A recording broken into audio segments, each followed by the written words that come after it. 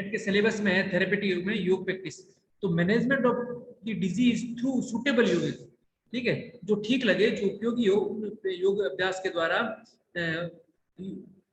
रोगों का प्रबंधन। उसमें सबसे पहला यौगिक डाइट। यौगिक डाइट में पत्य अपत्य आहार, और दूसरा गीता के अनुसार सात्विक राजसिक तामसिक आहार, और फिर ये आयुर्वेद के अनुसार भी आहार आ जाता है, ठीक है, पत्य अपत्य वात पित्त कफ के अनुसार। फिर यम नियम, तो यम नियम रोगों को कैसे करते हैं इसको थोड़ा सोचना। षटकर्म, आसन, प्राणायाम, ध्यान, और changes in lifestyle according to yogic scripture. यौगिक साहित्य के अनुसार, योग ग्रंथों के अनुसार जीवन शैली में बदलाव, जीवन शैली में बदलाव से, जीवन शैली में परिवर्तन से रोगों का प्रबंधन। तो जीवन शैली में परिवर्तन करने से रोग किस प्रकार कंट्रोल में हो जाएंगे, नियंत्रित हो जाएंगे, रोगों का प्रबंधन क्या कर सकता है, तो इसमें थोड़ा चिंतन करिए। प्रश्न आएगा, बिल्कुल सरल आएगा, ठीक है। तो योग ग्रंथ क्या कहते हैं? युक्त आहार विहार, युक्त कर्मसु, युक्त चेष्टसु। तो आहार विहार अच्छे हो, युक्त निद्रा हो, सही निद्रा हो, ठीक है, अच्छा आहार हो, सब चीजें सम्यक हो। फिर हठ योगी टेक्स्ट के अनुसार योग अभ्यास 2 ऋतुओं में आरंभ करना चाहिए, 4 में नहीं करना चाहिए। पत्य भोजन करना चाहिए, अपत्य भोजन नहीं करना चाहिए, मिताहार का पालन करना चाहिए, और योग अभ्यास नित्य करना चाहिए। नित्य योग अभ्यास जप इत्यादि ये जो यम नियम है नित्य करने हैं। और नियम के अंतर्गत स्वाध्याय नित्य करने को कहा है। स्वाध्याय अर्थात मंत्र जप ईश्वर प्रधान समर्पण, ईश्वर के प्रति। तप के अंतर्गत आसन प्राणायाम आ जाते हैं, तप के अंतर्गत ही आसन प्राणायाम आ जाते हैं। तो अपने आप में यम नियम करने को नित्य, ये जीवन शैली में परिवर्तन, ठीक है। बाकी ध्यान करता ही है, प्राणायाम आसन हम पढ़ ही चुके, सत्कर्म, यम नियम। तो यम नियम जितने ये मनोवैज्ञानिक समस्याएं हैं और आदि मानसिक बीमारी है, उनको ठीक करने में यम का प्रभाव है, यम का विशेष प्रभाव है। तो इस प्रकार ये हमारा पहला था। दूसरा, फिर रेस्पिरेटरी डिसऑर्डर का हमने पढ़ लिया, एलर्जिक रिनाइटिस और sinusitis, chronic bronchitis, bronchial asthma, ठीक है। कार्डियोवास्कुलर डिसऑर्डर में हाइपरटेंशन, एंजाइना पेक्टिस, कार्डियक अस्थमा, तीनों पढ़ लिया। फिर एंडोक्राइनल और मेटाबॉलिक डिसऑर्डर में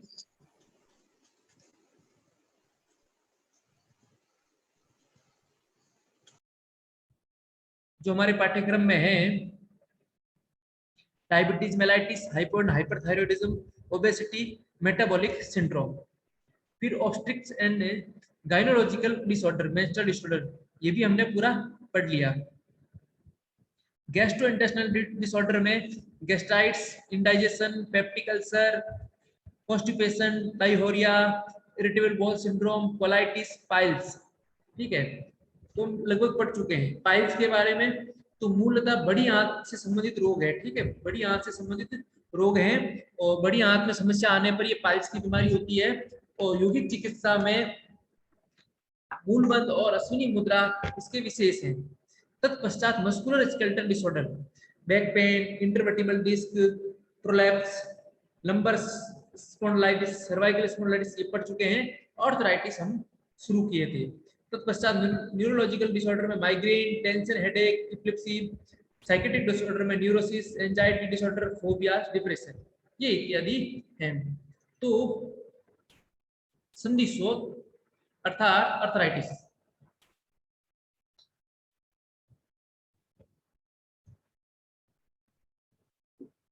कई प्रकार की हमने संधियां पढ़ी थी, लेकिन हमने साइनोवियल जॉइंट पढ़ा था। तो साइनोवियल जॉइंट में जो श्लेष्म होता है, जो लिक्विड होता है, उसके सूखने के कारण, शरीर में चिकनाहट कम होने के कारण, और हड्डियों का डीजनरेशन होने के कारण, हड्डियां एक समय तक रीजनरेशन होता, निर्माण होता है, उसमें स्थिर रहती है, फिर धीरे धीरे डीजनरेशन होने लग जाता है। तो समय से पहले डीजनरेशन होने के कारण, शरीर को पोषण पूरा नहीं मिलने के कारण, तो ये हड्डियों का डीजनरेशन हो जाता है। डीजनरेशन के कारण एक जॉइंट में पेन शुरू हो जाता है। एक तो लिक्विड सूख जाता है, श्लेष्मा सूख जाता है, और दूसरा डीजनरेशन शुरू हो जाता है, और उसके कारण ये संधि शोथ, जिसको गठिया कहते हैं, वो ऑर्थराइटिस शुरू हो जाता है, ठीक है। घुटनों में, कोहनियों में, पंजों में, थाइज में ये धीरे धीरे हो जाता है। तो ये दो प्रकार का है, अतिपाती एक्यूट, और जो दूसरा था वो क्रॉनिक, वो क्रॉनिक। तो एक अल्पकालिक और एक लंबे समय तक, एक लंबे समय तक। अस्थि से ऑस्टियोआर्थराइटिस, इसमें धीरे धीरे अस्थियों का क्षय होने लगता है, अस्थियां क्षीण होने लगती है, घटने लगती है, डीजनरेशन होने लगता है।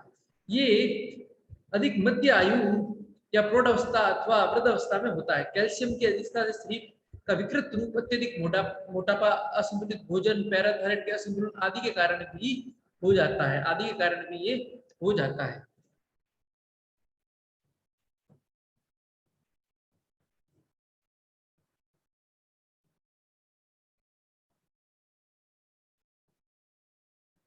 लाइट चली गई ना।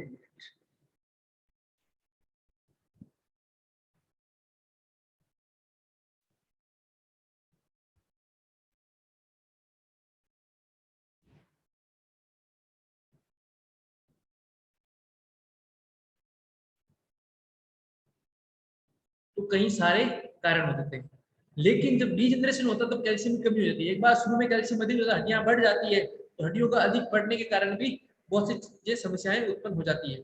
अब दूसरा है वात जनित या रूमेटॉइड आर्थराइटिस, आम वात जिसको कहते हैं। ये गंभीर तीव्र बीमारी है और जोड़ों का सह करके पंगु बना देती है, व्यक्ति चल नहीं पाता है। ठीक है, ये किसी भावनात्मक आघात के कारण रक्त में अचानक ये एसिड का बढ़ जाना, ठीक है, इसके कारण तीव्र दर्द और सूजन और साथ ही साथ हड्डियों का डीजनरेशन आरंभ हो जाता है। जिन जोड़ों में रक्त का प्रवाह ठीक प्रकार से नहीं होते हैं वे जोड़े रोगग्रस्त हो जाते हैं, मूलतः हड्डियां सूख जाती है, रक्त का प्रवाह कम होता है, चिकनाई घट जाती है। तो इसके जो रूमेटॉइड आर्थराइटिस है, इसके जो लक्षण है वो है जोड़ों में दर्द, जकड़न, सूजन, जकड़ाहट, जलन, भारीपन। ठीक है, तो जोड़ों में बहुत ज्यादा दर्द है, सूज भी जाते हैं, जलन भी अनुभव होती है, जलन भी अनुभव होती है, अरुचि, भारीपन, ज्वर, मुख की विषता। ठीक है, पेट के रोग भी होते हैं, संधि पीड़ा, विकृत अस्थायी पेट में कठोरता, दिन में नींद आना, रात में नहीं आना। ठीक है, कलाई, कोहनी, गुल्फ, घुटने आदि की संधियां इसमें दर्द हो जाती है। ये और ये तीन, और इधर फिर घुटने, जंघे और टखने। ठीक है, और रोग प्रतिरोधक क्षमता भी कमजोर हो जाती है। कारण क्या है? भावनात्मक तनाव और जठराग्नि की मंदता, भोजन का पाचन सही से नहीं होना। ठीक है, तो इसमें कई प्रकार का जो अधिक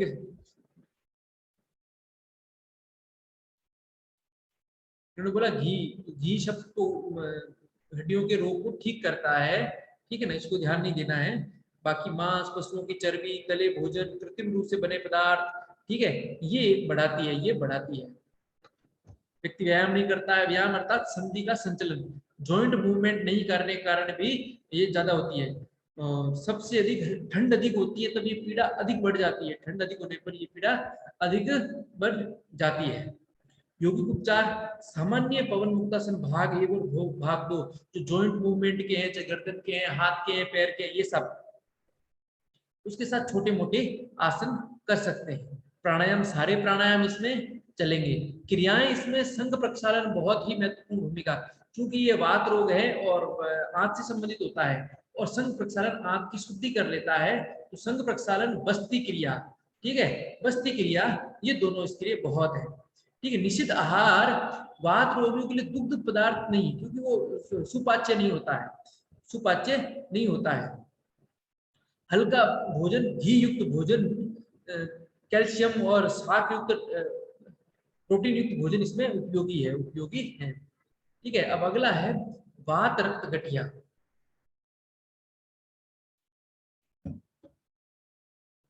तीन प्रकार का आर्थराइटिस है। पहला वाला ऑस्टियोआर्थराइटिस, दूसरे प्रकार का रूमेटॉइड, और तीसरे प्रकार का गाउट। ये प्रश्न पहले आ भी चुका है, ठीक है, जिसको वात रक्त गठिया कहते हैं। गाउट तीक्ष्ण गठिया का विशेष रूप है, जो भोजन में असंतुलन से उत्पन्न होता है, विषाक्तता से उत्पन्न होता है। ये रोग अधिक मात्रा में प्रोटीन लेने से होता है, क्योंकि प्रोटीन के पाचन के पश्चात एक विषोन्माद यूरिक एसिड उत्पन्न होता है। तो जो गाउट है वो प्रोटीन के कहते हैं ना, डॉक्टर बोलता है यूरिक एसिड अधिक हो गया, तो यूरिक एसिड जो पीड़ा होती है, जो गठिया वात रोग होता है, वो गाउट कहलाता है, वात रक्त गठिया कहलाता है। ठीक है, यूरिक एसिड सामान्यतः तो मूत्र के साथ बाहर निकल जाता है, लेकिन जब ये अधिक हो जाता है तो संधियां और कोमल अस्थियों में सोडियम यूरेट के रूप में संचित हो जाता है, और संचित होकर ये गाउट उत्पन्न करता है, रोग उत्पन्न करता है। क्योंकि शरीर में अधिक एसिडिक होना शरीर के उस अंग को क्षतिग्रस्त करता है, नुकसान पहुंचाता है, और क्षतिग्रस्त होते ही क्या हो जाता है, वहां रोग उत्पन्न हो जाता है। लक्षण क्या है, ईएसआर इंथ्रोसाइट स्टेमिनस रेट बढ़ जाना, यूरिक एसिड का बढ़ जाना, और साथ में जांग, घुटने, कमर, कंधे, हाथ पैर के अंगों के संधियों में चुभन, भारीपन, खुजलाहट, संज्ञाहीनता, बार बार पीड़ा होना, संज्ञाहीनता सो जाना, सुन्न हो जाना। ठीक है, रोग के बढ़ने पर अंगुलियों की संधियों की धमनियों सुड़ जाना, अंगुलियां भी मुड़ जाती है, काम नहीं कर पाती है, अंगों का निष्कर्म हो जाना, अत्यधिक पीड़ा होना, ठंड में पीड़ा बढ़ जाना, पैर के मूल और कभी हाथों में स्थित होकर पूरे शरीर में फैल जाता है, और त्वचा लाल हो जाती है, लाल, ये इसके लक्षण है। यूरिक एसिड बढ़कर रक्त में मिल जाता है, रक्त के साथ शरीर में बहने लगता है, और वहां जाके वो हड्डियों में, जोड़ों में एकत्रित होने लगता है, जिससे जोड़ों में दर्द और चुभन बढ़ती है। अधिक प्रोटीन के भोजन से, ठीक है, पाचन क्षमता अच्छी नहीं है तो भी, नशीले पदार्थ अधिक होने से, मांसाहारी भोजन से अधिक। अब योगिक चिकित्सा सूक्ष्म व्यायाम, सूक्ष्म व्यायाम के साथ साथ अभ्यास। अब भस्त्रिका प्राणायाम सारे उपयोगी है, इसमें भी भस्त्रिका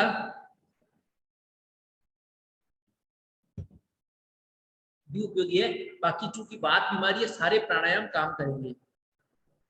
क्रियाएं, तो इसमें क्योंकि बढ़ क्या रही है, रक्त में एसिड बढ़ रहा है, तो क्रियाओं में संघ प्रक्षालन बिल्कुल उपयोगी है, कि वो कम करने का, शुद्धि करने का प्रयत्न करेगा, शुद्धि करने का प्रयत्न करेगा।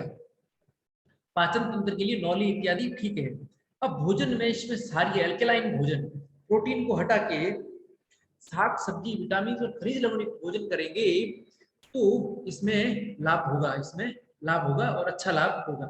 उसके साथ साथ सरसों के तेल का सेवन, वात किसी भी प्रकार का हो, सरसों का तेल और घी, घी का सेवन करने से, सरसों के तेल से शरीर की मालिश करने से वात रोगों का नाश होता है, वात रोगों का नाश होता है।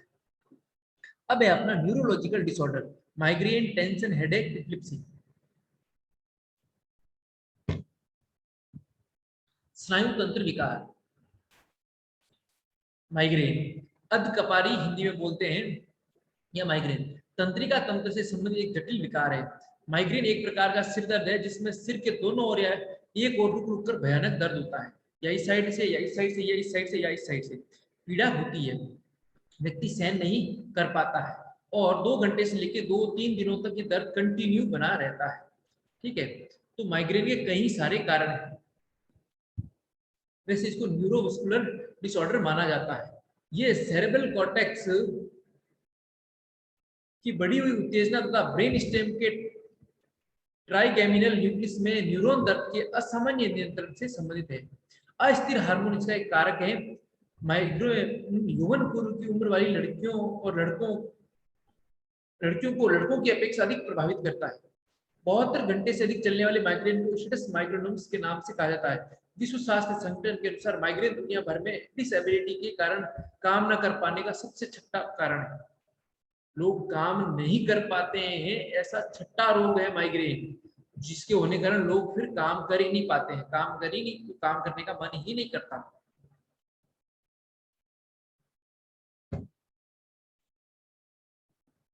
क्योंकि वैसे तो न्यूरोलॉजिकल है, लेकिन नस नाड़ियों में प्रभावित नर्व सिस्टम और नर्व में ध्यान रखना, ज्ञान का संचरण होता है, तो वात का संबंध है। और महिलाओं में मासिक स्राव के कारण गर्भाशय से वो वात का प्रभाव पड़ता है, और इसलिए माइग्रेन अधिक होता है, अधिक होता है। अब माइग्रेन के कई सारे कारण हैं, उनमें से जो लक्षण है वो है, एक तो सिर दर्द के कुछ घंटे या दिनों के पहले महसूस होते हैं, मूड बदल जाता है, चिड़चिड़ापन, ठीक है, अधिक खुशी होना या डिप्रेशन में चले जाना, ठीक है, संवेदनशीलता, ये सब लक्षण है। फिर और जो सिर दर्द के ठीक पहले महसूस होते हैं, आंखों के सामने टेढ़ी मेढ़ी रेखाएं, काली या सफेद रंगीन रेखाएं, कुछ लोग अपनी दृष्टि से कुछ भाग खो देते हैं, ढंग से देख नहीं पाते हैं। फिर दर्द चरण, जिसे सिरदर्द चरण भी कहते हैं। दर्द की तीव्रता, सिरदर्द की अवधि और दर्द होने की अवधि हर एक पे भिन्न भिन्न होती है। थोड़ा थोड़ा दर्द किया शुरू में, अधिक करने लग गया, धीरे धीरे अधिक, सोने पर भी फिर दुखने लगता है, ठीक नहीं होता है, ये स्थिति भी आ जाती है। कईयों के सोने पर ठीक हो जाता है, दिन भर कहता है, अन्य काम में रहता है, लेकिन सो गए तो चलो उससे फिर थोड़ा आराम मिल जाता है, उठ गए फिर दर्द शुरू हो जाता है। और कईयों को नींद ही नहीं आती, इतना होता है। फिर पोस्ट ड्राम, ठीक है, ये माइग्रेन समाप्त हो जाता है। उसके बाद विचार क्षमता, थकान, ठीक है, अनेक सारा चीजें भी उत्पन्न होती है, उसका रिजल्ट भी निकलता है। कारण क्या है, तो एक तो हार्मोनल परिवर्तन है, दूसरा तनाव है, तीसरा दूषित वातावरण है, वातावरण में परिवर्तन है, ठीक है, चौथा एलर्जी है, किसी को एलर्जी नहीं है, किसी वातावरण में एलर्जी, किसी को ठंड पसंद नहीं है तो ठंड में अधिक हो जाता है, किसी को गर्मी पसंद है, गर्मी से प्रभावित होकर हो जाता है, तो इसके भी हो जाते हैं, ठीक है। बाकी अन्य सारे तो कारण ही है, लेकिन सबसे अधिक वातावरण का दूषित वातावरण होना, परिवर्तन होना, तनाव होना। चिकित्सा, सबसे अच्छी चिकित्सा इसकी है, एक तो नाक में घी डालना, दूसरा जल नीति, रबर नीति। जल नीति, रबर नीति इसको माइग्रेन को जड़ से समाप्त कर देते हैं, ठीक है। ऊर्ध्व जदुर्ध्व रोग, तो ये ऊर्ध्व जदुर्ध्व रोग में आता है।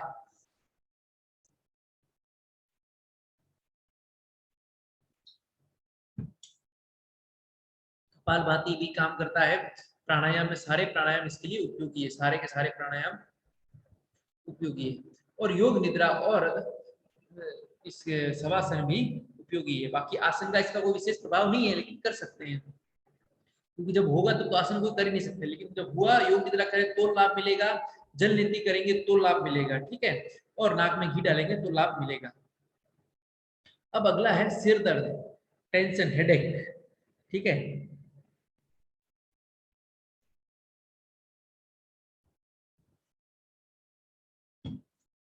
तनाव जन्य सिर की पीड़ा, टेंशन, हेडेक, ठीक है, तनाव से उत्पन्न होने कारण सिर में पीड़ा। सिर दर्द के किसी भी हिस्से में होने वाला दर्द है, माइग्रेन में भी सिर में दर्द है, ये तनाव के कारण उत्पन्न होता है।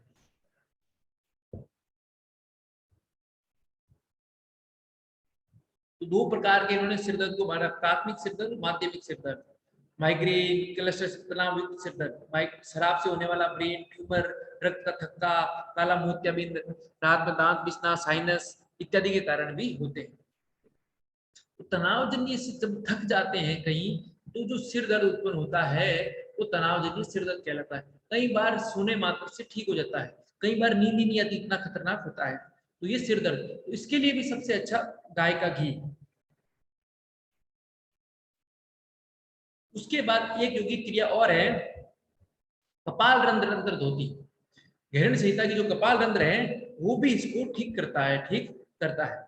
लक्षण क्या है, दर्द हाथ पर जोर से बंधे जैसे बैंड जैसा होता है, सर दर्द किसी भी बिंदु पर होने लग जाता है, दर्द दबाव की तरह होता है, भारीपन लगता है, ठीक है, सिर के भीतर दबाव होता है, गर्दन पर दबाव होता है, नींद नहीं आती है, कंधे में दर्द होता है, तो ये बहुत सारे इसमें प्रॉब्लम हो जाता है।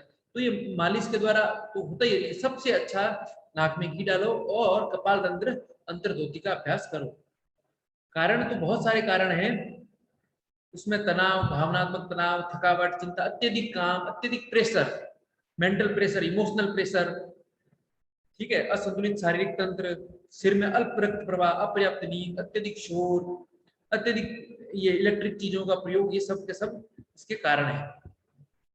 अभ्यास, तो शुरू में तो ठीक करने के लिए इसका अभ्यास के लिए जल नीति, सॉरी, सबसे अच्छा नाक में गाय का घी, कपाल रत्नांतर धोती, उसके बाद सारी चीजें की जा सकती है, कोई समस्या नहीं है। अब है इपिलिप्सी, लकवा, सेरिब्रोवास्कुलर एक्सीडेंट, सीवीए लकवा है ना, इपिलिप्सी, अपस्मार, सॉरी अपस्मार या लकवा पहले इन्होंने दे रखा है। लकवा जबकि वस्कुलर डिसीज में आएगा, मतलब कार्डियोवास्कुलर में, ठीक है, तो जो रक्त परिसंचरण वाला था, कार्डियोवास्कुलर डिसऑर्डर उसमें था, हालांकि अपने सिलेबस में नहीं है, अपने सिलेबस में नहीं है।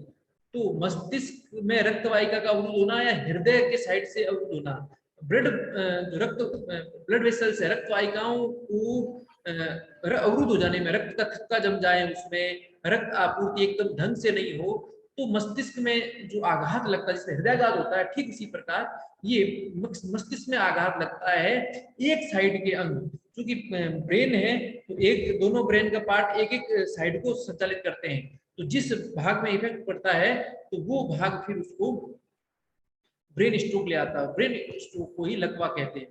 लकवा कहते हैं एक साइड के अंग एकदम ठहर जाते हैं, उनमें जकड़न आ जाती है, वो क्रिया करना बंद कर देते हैं। और शुरू कहाँ से होती है? ब्लड प्रेशर का सप्लाई ढंग से नहीं होने के कारण। तो मस्तिष्क या रक्त वाहिका का अवरुद्ध होने पर रक्त के थक्के के कारण मस्तिष्क में रक्त की आपूर्ति में अचानक रुकावट आ जाती है। इससे मस्तिष्क के ऊतकों में ऑक्सीजन और पोषक तत्वों की कमी हो जाती है और स्ट्रोक आ जाता है। स्ट्रोक से स्थायी मस्तिष्क क्षति, दीर्घकालीन विकलांगता, मृत्यु भी हो सकता है। कुछ लोग कार्डियक अरेस्ट की तरह खत्म हो जाते हैं, इसमें भी अरेस्ट आ जाता है ब्रेन स्ट्रोक के नाम से, ठीक है। कुछ लोगों को पैरालिसिस हो जाता है, कई दिनों तक बेचारे हाथ पैर चला नहीं पाते हैं, कईयों को दो बार आ जाता है। और अधिकतर हाई बीपी और इसके दोनों के कारण, जो ब्लड वेसल्स के रुकने के कारण, बहुत अधिक बीपी के कारण भी जाता है। बहुत अधिक नमक की शरीर में कमी हो जाए तो भी आ जाता है, ठीक है, आ जाता है। इसके भी कई प्रकार है, क्षणिक ischaemic attack, transition ischaemic attack, ischaemic stroke और रक्तस्रावी स्ट्रोक। लक्षण क्या? बोलने और समझने में परेशानी, एक साइड में झुंझुनाहट होती है, शरीर का अंग जकड़न होने लग जाता है, ठीक है, शरीर में कहीं पीड़ा होने लगती है, चलने में परेशानी, संतुलन समन्वय में व्यक्ति सही से पैर नहीं रख पा रहा चलने में, तो आ जाती है। कारण बहुत है इसमें, एक क्षणिक रक्तस्रावी स्ट्रोक, इंटरसेरिब्रल रक्तस्राव, उच्च रक्तचाप, मोटापा, उच्च कोलेस्ट्रॉल, मधुमेह, हृदय रोग, ये सारे के सारे इसके कारण है, ठीक है। आने के पश्चात तो योग कुछ कर नहीं सकता, आने के पश्चात तो उससे पहले ये सब योग अभ्यास करे तो लाभ मिलेगा, ठीक है। प्रश्न आ जाए कि लकवे में योग क्या करे, तो लकवा तुरंत आया, हम ऐसी कोई योग प्रैक्टिस नहीं कर सकते हैं उसमें।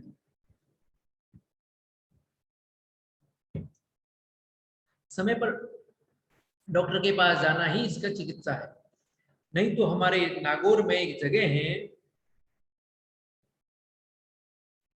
इसको पता है, नागौर में ये लकवे वाले जाते हैं, वहां ठीक हो जाते हैं। प्रतिदिन 10 से 20 हजार लोग जाते हैं, वहां 6-7 दिन वहां रहते हैं। सबसे अधिक इफेक्टिव परिणाम है पूरी धरती का, ठीक है। अब अगला अपना रोग है इपिलिप्सी, अपस्मार। मिर्गी एक केंद्रीय तंत्रिका तंत्र संबंधी विकार है। इसमें मस्तिष्क में तंत्रिका तंत्र की गतिविधि रुक जाती है, जिसके कारण दोहराया कुछ समय बुटाटी धाम सर है। हाँ, Butati Dham, very good. Butati yes. Butati Dham पे डेली 8 से 10 हजार लोग आते हैं। यहाँ उदयपुर से 25-30 लोग मुझे मिल चुके हैं जिनको लकवा हुआ बिल्कुल पता ही नहीं चल रहा है। मैं भी यहाँ आने के बाद ही पता चला, तो अब तो हर कोई जाता है, दूर दूर से आता है।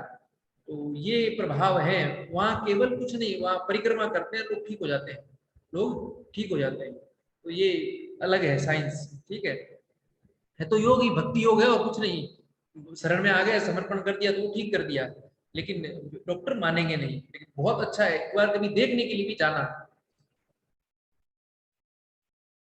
तो केंद्रीय तंत्रिका का रोग है, इसमें तंत्रिका कोशिका की गतिविधि में कुछ बाधा आ जाती है और एकदम व्यक्ति उसमें असामान्य व्यवहार, या तो बेहोश हो गया, ठीक है, अत्यधिक क्रोध आ गया, बिल्कुल शांत हो गया, तो ये इत्यादि इसमें वो होता है, इत्यादि होता है। और 16 नवंबर को विश्व भर में विश्व मिर्गी दिवस मनाए जाते हैं, मिर्गी दिवस मनाए जाते हैं। तो मिर्गी के प्रकार, आंशिक दौरा, पार्श्व, ठीक है, सीजर, सामान्यकृत दौरा, मध्यम सामान्यकृत दौरा, 3 प्रकार के लक्षण। ज्ञानेंद्रियों में बदलाव, चक्कर आना, अंगों में झंझनाहट महसूस होना, एक तरफ नजर टिकाए रखना, कोई प्रतिक्रिया नहीं करना, मांसपेशियों में अकड़न, अचानक गिर जाना, जीभ को काटना, चेतना का लोप होना। अधिकतर लोग अपस्मार एपिलेप्सी होती है, लोग बोलते हैं पागल हो गया, ये समझता नहीं है मस्तिष्क। वो हमेशा ऐसा नहीं होता है, लेकिन जब आता है तब उसके साथ, व्यक्ति के साथ अच्छा व्यक्ति होता है, लेकिन समय पर उसका व्यवहार बदल जाता है, या कभी बेहोश हो जाता है, एकदम चलता चलता गिर जाता है तो बहुत डर। इसकी जो सबसे अच्छी चिकित्सा है वो अपने हड्डियों की मूल शोधन है, और मूल शोधन गाय के घी के द्वारा। सोलन के डॉक्टर कपूर, इन्होंने इस पे बहुत रिसर्च किया, बहुत लोगों को ठीक किया। तो सबसे अच्छा इसमें मूल शोधन है, मूल शोधन है। अब है इसकी साइंस मुझे भी नहीं पता कैसे है, लेकिन मूल शोधन इस पे बहुत काम करता है। अब कारण तो एक तो वंशानुगत, शुरू में ही जेनेटिक प्रॉब्लम, सिर की कभी चोट लग गई, ब्रेन ट्यूमर, स्ट्रोक हो गया, ठीक है, मस्तिष्क में ऑक्सीजन की कमी, और भी बहुत से कारण है, कुछ समझ में नहीं आता है, बहुत से कारण है समझ में नहीं आता है। अब जो योग का है तो उसमें समर्पण, ईश्वर प्रणिधान, मेरे हिसाब से जप के अलावा दूसरे चीजें उतने प्रभावशाली नहीं है, क्योंकि व्यक्ति प्राणायाम कर ही नहीं सकता, कई बार ऐसी स्थिति में आ जाता है, लेकिन फिर भी प्राणायाम आसन करने से उसके शरीर में स्ट्रेंथ आएगी, नर्व्स में स्ट्रेंथ आएगी प्राणायाम करने से। तो प्राणायाम उसके लिए बहुत उपयोगी है, प्राणायाम सारे उपयोगी है, ठीक है, लेकिन प्रणव, जप और मूल शोधन की जो क्रिया है वो इसमें उपयोगी है। और उसके साथ साथ जल नीति, क्योंकि ऊपर का रोग है तो जल नीति ये इत्यादि काम करेंगे ही करेंगे। अब पार्किंसन धीरे धीरे बढ़ रही है, बहुत बढ़ रही है, ठीक है। अंग कंपन, पार्किंसन रोग केंद्रीय तंत्रिका तंत्र का एक रोग है जिसमें रोगी के शरीर के अंग कंपन करते हैं, शरीर हिलने, हाथ लिख रहा है, हिलने लगता है बहुत बहुत, ठीक, कभी फुड़कता है अंग, तो ये पार्किंसन है। और इससे तंत्रिका कोशिकाओं पर काफी बुरा असर पड़ता है, जो डोपामाइन का स्राव करने के लिए जिम्मेदार होती है। और डोपामाइन ऐसा केमिकल है जो तंत्रिका संचार को ठीक तरह से काम करने में मदद करता है, मदद करता है। लक्षण क्या? हाथ पैरों को कांपना, शारीरिक गतिविधियों का धीरे होना, मांसपेशियों में अकड़न, पलके न झपका पाना, बोलने लिखने में हकड़ाना, बोलना नहीं। तो कारण नर्वस सिस्टम की कोशिकाओं का नष्ट होना, ठीक है, डोपामाइन के उत्पादन में कमी। वैसे भी स्ट्रेस हार्मोन कहलाता है डोपामाइन, लेकिन यहाँ ये उपयोगी है। उम्र का बढ़ना, तो शरीर में कमजोरी आ जाती है तब भी, और विषाक्त पदार्थों का। तो इसका तो इसमें एक तो प्राणायाम सबसे महत्वपूर्ण है। प्राणायाम चूंकि मस्तिष्क को प्रभावित करता है, प्राणायाम प्रणव का जप, प्रणव का जप, लेकिन 100% ठीक उसकी गारंटी इसमें नहीं है पार्किंसन में, ठीक है। मेरे को 2-3% है, 2-3 वर्षों से हैं, मैंने सारा वो एलोपैथी से तो पूरे हुए तभी आए पास में, लेकिन अभी तक पूरे ठीक नहीं होगा, कंपन होता ही है। मैंने टाइप भी सारे जितने हैं, जितनी ब्राह्मी संत कुछ भी आयुर्वेद की दवा है वो सब भी बता दी, लेकिन मतलब कठिन है इसका ठीक होना, क्योंकि हालांकि उनकी उम्र भी अधिक है, 75 वर्ष से उम्र भी अधिक है, लेकिन उनका कंपन खत्म नहीं हुआ, कंपन खत्म नहीं हुआ। तो ये स्थितियां रहती है, स्थितियां रहती है, लेकिन फिर भी हम योग अभ्यास करेंगे, शरीर की मांसपेशियां, कोशिकाएं मजबूत होगी, तो इन रोग होने की संभावनाएं कम हो जाएगी। ये कर सकते हैं प्रिकॉशन के लिए, योग इसमें अच्छा है, प्रिकॉशन योग में अच्छा है, क्योंकि जटिल रोगों की चिकित्सा संभव नहीं, जटिल रोगों की चिकित्सा योग में संभव नहीं है, क्योंकि जटिल रोगी कर भी नहीं पाएगा, कर भी नहीं पाएगा। और अंतिम है अपनी साइकेट्रिक डिसऑर्डर, उसमें न्यूरोसिस, एंजाइटी, फोबिया और डिप्रेशन, 4 मनोविकार। मनोविकार, मनोविकार किसी व्यक्ति के मानसिक स्वास्थ्य की स्थिति है जिसमें किसी स्वस्थ व्यक्ति से तुलना करने पर सामान्य नहीं कहा जाता है, ठीक है। हमने योग एवं स्वास्थ्य में पढ़ा था 7वें अध्याय में, कॉन्सेप्ट ऑफ डिजीज में हमने 2 प्रकार पढ़ा था, मानसिक रोग और शारीरिक रोग। तो हमने व्याधि, आलस्य, अंग में जयित्व, श्वास प्रश्वास, 5 हमने शरीर के माने थे। स्त्यान, संशय, स्त्यान, प्रमाद, अविरति, भ्रांति, दर्शन, भूमिकत्व, अनवस्थित तत्व, दुख और मनुष्य, ये हम सब के सब मानसिक रोग के रूप में हमने माना था। मानसिक रोग में, मानसिक रोगों का कारण क्या है? तो भगवत गीता के 17वें अध्याय में भी रोगों का कारण लोभ, क्रोध, मोह माना है। और नियम में बाधा आती है, वो भी जो वितर्क उत्पन्न होते हैं, हिंसा आदि वितर्क, हिंसा आदि मानसिक बुराइयां हैं, ये भी उत्पन्न होते हैं। योग सूत्र कहता है लोभ क्रोध मोह पूर्व वितर्का हिंसा आदय, लोभ क्रोध मोह पूर्वक कृत कार्य अनुमोदिता, ठीक है। और लोभ मोह पूर्वक, तो लोभ मोह उत्पन्न होने वाली है, और कृत कार्य तक अनुमोदित है, अनुमोदित है। और आयुर्वेद में इसको प्रज्ञा अपराध का है, प्रज्ञा अपराध। तो मन के द्वारा मानसिक रूप से ऐसे अपराध जो हमें नहीं करने चाहिए हम करते हैं, तो उनका हमारे मस्तिष्क पर एक विशेष प्रभाव पड़ता है, और मस्तिष्क के उस विशेष प्रभाव से जो रोग उत्पन्न होता है वो मनोविकार कहलाता है, मनोविकार कहलाता है। आपको बता दूं, जो लोग कई जो दूसरों की हत्याएं करते हैं अधिकतर आत्महत्या बाद में कर लेते हैं, अधिकतर आत्महत्या कर लेते हैं वर्ष 2 वर्ष 3 वर्ष बाद। ठीक है, तो ये सब होता ही होता है। जो व्यक्ति अधिक कुटिलतापूर्ण आचरण करता है तो धीरे धीरे उसकी स्थिति ऐसी होती है कि वो अपना मानसिक संतुलन खो बैठता है, और अधिकतर अपराध करते इसलिए व्यक्ति जो मानसिक संतुलन खो बैठता है, वो बैठता है। तो ये स्थिति के कारण ये साइकेट्रिक या मानसिक रोग उत्पन्न होते हैं। तो पहला अपना है न्यूरोसिस, तंत्रिका ताप, न्यूरोसिस। तंत्रिका ताप एक कार्यप्रक मानसिक विकार है जिसमें व्यक्ति दुखी रहता है, किंतु उसमें कोई इल्यूजन और हेलुसिनेशन नहीं होता है, अर्थात दुखी तो रहता है लेकिन व्यक्ति सिजोफ्रेनिया वाला नहीं लगता है, सिजोफ्रेनिया वाला नहीं लगता है। वरना व्यक्ति क्या, सिजोफ्रेनिया वाले को भय लगता है कोई मुझे मार रहा है, कोई मुझे मार देगा, मेरे साथ ये हो जाएगा, मेरे साथ वो हो जाएगा, तो ये स्थिति नहीं आती है। ठीक है, लेकिन वो दुखी रहता है हमेशा, एक विक्टिम टाइप का रहता है। ठीक है, सामाजिक रूप से तो ठीक है सब, लेकिन वो हमेशा चिंता तनाव अवसाद में रहता है, हमेशा विक्टिम कार्ड में रहता है, मैं तो कुछ हुई नहीं, मैं तो ये कर देंगे, हमेशा भयग्रस्त और विक्टिम। तो इसको तंत्रिका ताप कहा है। ठीक है, तंत्रिका ताप कहा है।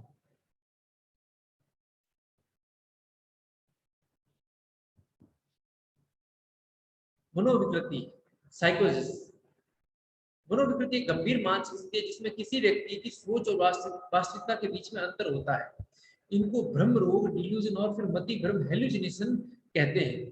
साइकोसिस से ग्रस्त लोग कुछ खुद में प्रेरणा की कमी महसूस करते हैं और समाज से दूरी। तो ये सिजोफ्रेनिया वाले लोग होते हैं, सिजोफ्रेनिया वाले लोग होते हैं जिनको हर व्यक्ति से डर लगता है, शक होता है, अरे ये मेरा नुकसान नहीं पहुंचा देगा, मेरा ये नहीं कर देगा, मेरा वो नहीं कर देगा। तो ये हेलुसिनेशन और डिल्यूजन उत्पन्न होता है, व्यक्ति को लगता है भूत है।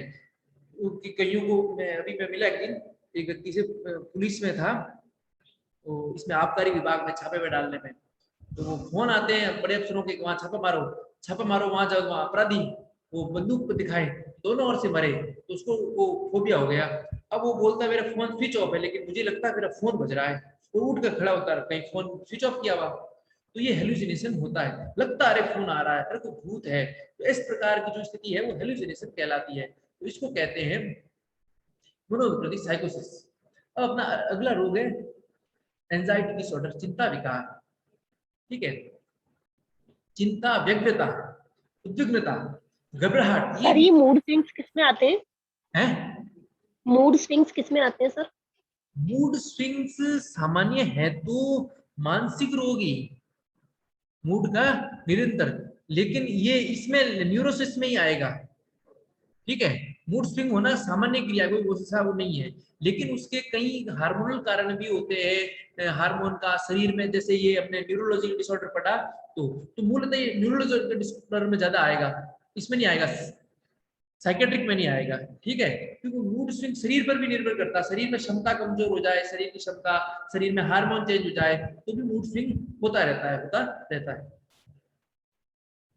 ठीक है, अब चिंता, एंजाइटी, तो व्यक्ति को उद्विग्नता रहती है, चिंता रहती है, फालतू का तनाव होता है, तो मेरा उसका काम, वहां जाऊंगी, नेट के एग्जाम है, कैसे कर पाऊंगा, नहीं कर पाऊंगी, अरे परीक्षा आ गई क्या होगा, अरे बरसात आ गई भीग जाऊंगा।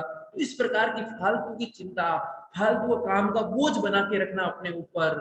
ठीक है, तो ये सब एंजाइटी डिसऑर्डर में कहलाता है। ठीक है, अरे मेरे पास तो समय ही नहीं है, मेरे पास इतना काम है, इसने भी ये काम दे दिया, उसने भी ये दे दिया। तो इस तरह का ये जो चिंतन है ये एंजाइटी डिसऑर्डर में आता है, एंजाइटी डिसऑर्डर में आता है। यदि चिंता बहुत बढ़ जाती है तो इसके व्यापक प्रभाव हमें